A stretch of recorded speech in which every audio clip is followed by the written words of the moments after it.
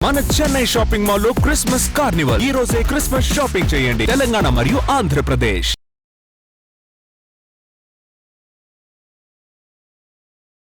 Sir ఇంతకు ముందు వీడియోలో మనం ఆర్థిక స్వాతంత్ర్యం గురించి మాట్లాడుకున్నాం. సో ఇప్పుడు ఈ వీడియోలో రిటైర్మెంట్ గురించి, ఈ పదవి విరమణ అనేది ఏ విధంగా ప్లాన్ చేసుకోవాలి? ఎందుకంటే ఆ ఉద్యోగంలో ఉన్నప్పుడు ఒక మంచి శాలరీలో ఉంటారు, ఒక 70,000 శాలరీ, ₹1,00,000 శాలరీలో ఉంటారు. తర్వాత రిటైర్మెంట్ అయిన తర్వాత పెన్షన్ వస్తుంది. సో కొంతమందికి పెన్షన్ వస్తుంది, కొంతమందికి పెన్షన్ రాదు. సో చాలామంది రిటైర్మెంట్ తర్వాత ఆర్థికంగా చాలా ఇబ్బందులు పడుతుంటారు కదా సార్. మరి అటువంటి వారు కెరీర్ని స్టార్ట్ చేసిన ఆ తొలినాళ్ళలోనే మరి 60 ఏళ్ల తర్వాత ఈ రిటైర్మెంట్ అనే దాన్ని ఏ విధంగా ప్లాన్ చేసుకుంటే మరి రిటైర్మెంట్ తర్వాత కూడా వాళ్ళు ఒక మంచి జీవన శైలిని చూడొచ్చు అంటారు సార్? చాలా ముఖ్యమైన విషయం అండి ఇది.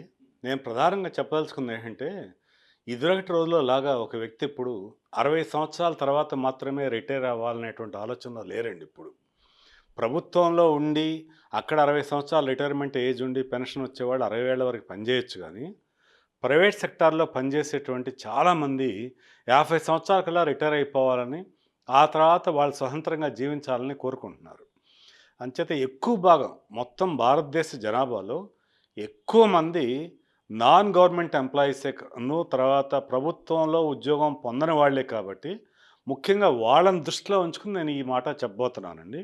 అంటే 50 సంవత్సరాల వయసు కల్లా అతను రిటైర్మెంట్ పొంది, రిటైర్మెంట్కి ముందు అతను నెలవారీగా ఎలా సంపాదించుకుంటున్నాడో అంతకన్నా ఎక్కువ మొత్తంలో పొందుతూ జీవితాన్ని హాయిగా సాఫీగా సాగించాలి అంటే కొన్ని పద్ధతులను అతను అవలంబించాలండి.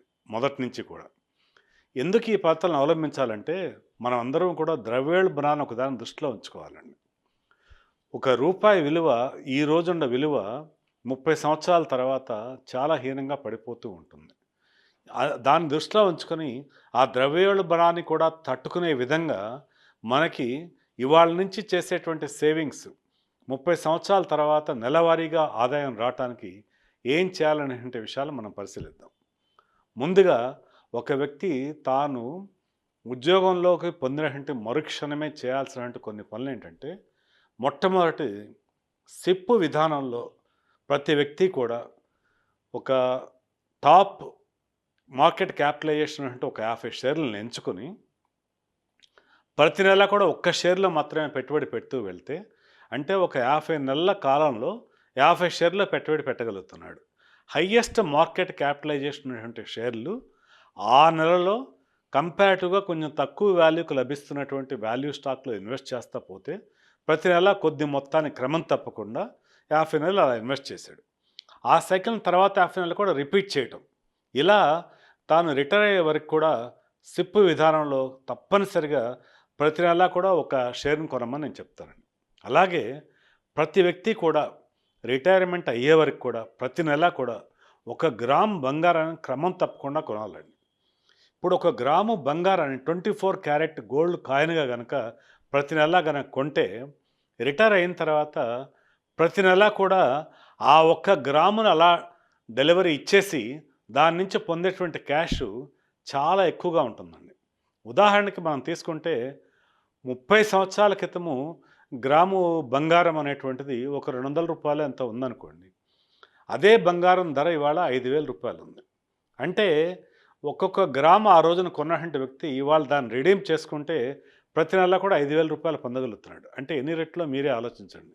₹200 ₹5,000 మధ్య ఉండేటువంటిది కనీసం అంటే ఒక 25 రెట్లు ఎక్కువగా అతను పొందగలిగాడు.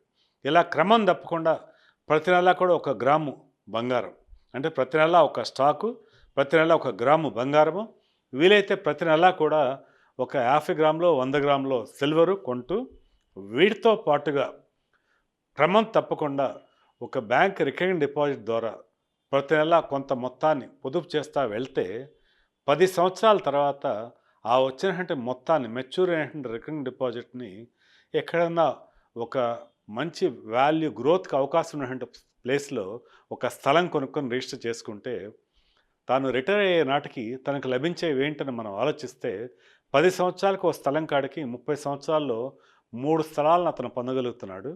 అలాగే ఈ 30 సంవత్సరాల్లో నెలకి 12 గ్రాముల చొప్పున 360 గ్రాముల బంగారాన్ని పొందుతున్నాడు. అలాగే నెలకి 12 స్టాక్స్ చొప్పున 30 సంవత్సరాల్లో 360 స్టాక్స్ అతను పొందగలుగుతున్నాడు. అలాగే ప్రతి నెలా కూడా క్రమం తప్పకుండా అతను దాచినటువంటి కొంత మొత్తం వల్ల రికరింగ్ డిపాజిట్లో ఉండేటువంటి కొంత అమౌంట్స్ వస్తున్నాయి. ఇవన్నీ వచ్చిన తర్వాత రిటైర్మెంట్ టైంలో అతను ఏం చేయాలంటే ఆ యొక్క ఉన్నటువంటి స్థలాల్లో 2 స్థలాలను అమ్మేసి ఆ వచ్చినటువంటి డబ్బులతో ఒక యాన్యుటీ ఫండ్లో ఇన్వెస్ట్ చేయడం ద్వారా క్రమం తప్పకుండా అతను ఫిక్స్డ్ ఇన్కమ్ని పొందగలుగుతాడు. ఇలా క్రమం తప్పకుండా అతను పొందేటువంటి ఫిక్స్డ్ ఇన్కము గవర్నమెంట్ జాబ్లో ఉండేటువంటి వ్యక్తికి మంత్లీ వచ్చేటువంటి పెన్షన్ కన్నా కూడా ఇది ఎక్కువగా వచ్చేటువంటి అవకాశం ఎంతగానో ఉందన్నమాట. ఇలా ఆ వచ్చేటువంటి మొత్తాన్ని అతను క్రమం తప్పకుండా చేసినటువంటి పొదుపు వల్ల మంచి యాన్యుటీ స్కీమ్ని ఎంచుకోగలుగుతాడు. అలాగే ఏదైతే షేర్లలో పెట్టుబడి పెట్టాడో ఇంతకాలము కూడా దాదాపుగా ఒక 360 నెలల పాటు ఇక్కడి నుంచి కూడా ప్రతి నెలా కూడా తను పెట్టినటువంటి పెట్టుబడులు ఒక్కొక్క షేర్ని అమ్ముకుంటూ వెళ్ళినా కూడా ఆ వచ్చేటువంటి మొత్తం అతనికి మంచి ఆదాయాన్ని అందిస్తుంది. ఇదే కాకుండా క్రమం తప్పకుండా ఇప్పటివరకు కూడా అతను డివిడెంట్ల రూపంలో కూడా కొంత ఆదాయాన్ని పొంది ఉంటాడు. ఈ రకంగా తాను రిటైర్మెంట్ ఎంచుకున్న తర్వాత 50 సంవత్సరాల వయసు తర్వాత ఇంకా కూడా తనకు పనిచేసేటువంటి ఎబిలిటీ కూడా మరో 10 సంవత్సరాలు ఉంటుంది కనుక ఇలా వచ్చేటువంటి అన్ఎర్న్డ్ ఇన్కమ్తో పాటుగా ఆ 10 సంవత్సరాలు తను ఎంచుకున్న ఇంకో రంగంలో కూడా పనిచేస్తూ ఇలా డబుల్ ద ఇన్కమ్ అతను పొందేటువంటి అవకాశం ఉంటుంది. ఈ 10 సంవత్సరాల్లో సంపాదించేటువంటి డబ్బును కూడా మళ్ళా కొంత యాన్యుటీలో పెడతాం వల్ల తాను బతికినంత కాలము కూడా ఆ మనిషి ఎంతో సుఖ సంతోషాలతో ఉండగలుగుతాడు అనమాట అండి.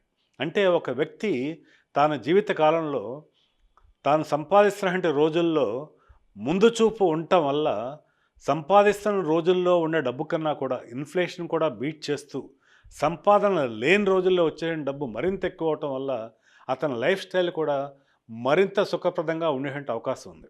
అయితే ఇక్కడ మరొక ముఖ్యమైన జాగ్రత్త తను తీసుకోవాల్సిందండి. అదేంటంటే తను ఎప్పుడు కూడా రిటైర్మెంట్ అయ్యే నాటికి ఏ విధమైన డెట్ కూడా లేకుండా మాత్రం తప్పనిసరిగా చూసుకోవాలండి. ఎప్పుడు కూడా వార్ధక్యంలో దానికి మంత్లీ ఇన్కమ్కి సరిపడా ఆదాయం సమకూర్చుకోవటం ఎంత ఇంపార్టెంటో ఏ విధమైన అప్పు లేకుండా చూసుకోవడం కూడా అంతే ఇంపార్టెంట్ అని చెప్పి మనం గమనించాలి.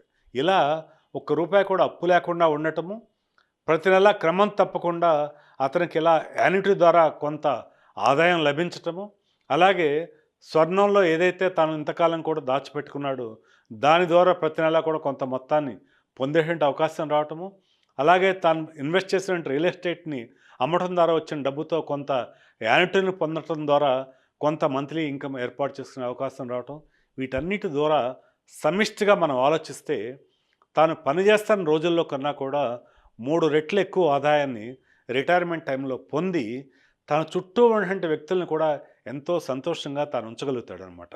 అంతే తనతో పాటుగా తన కుటుంబ సభ్యులతో పాటుగా తన ఇంటికి వచ్చేటువంటి మనవాళ్ళైనా మనవరాళ్ళైనా మేనవాళ్ళైనా తన ఇంటికి వచ్చే చుట్టాలైనా ఎవరినైనా సరే వాళ్ళకు కూడా కొంత సంపదను తాను షేర్ చేసేటువంటి స్థితిలో ఉంటాడు. ఏ వ్యక్తి అయితే జీవితంలో ఇలా ఇచ్చేటువంటి స్థితిలో ఉంటాడో ఆటోమేటిక్గా అతనికి మనశ్శాంతి సంతోషం కూడా ఎక్కువ ఉంటుంది కాబట్టి ఆ సంతోషంతో అతనికి మరింత ఆరోగ్యం కూడా పొందగలుగుతాడు అనమాట అండి. అంటే ఆర్థిక స్వాతంత్రము, మంచి రిటైర్మెంటు, దాంతోపాటుగా మంచి ఆరోగ్యాన్ని కూడా పొంది సంపూర్ణంగా ఒక ఆనందకరమైన జీవితాన్ని గడిపేటువంటి అవకాశం ఉంటుందండి. థ్యాంక్ యూ సో మచ్ జీవి రావు గారు. రిటైర్మెంట్ ప్లాన్ని ముందుగానే ఏ విధంగా ప్లాన్ చేసుకోవాలి అండ్ రిటైర్మెంట్ తర్వాత ఆనందకరమైన జీవితాన్ని ఏ విధంగా సాగించాలి అనే అంశం గురించి ప్రేక్షకులకు మీ విశ్లేషణ ద్వారా చాలా చక్కగా తెలియజేశారు. Thank you so much sir. నమస్కారం అండి.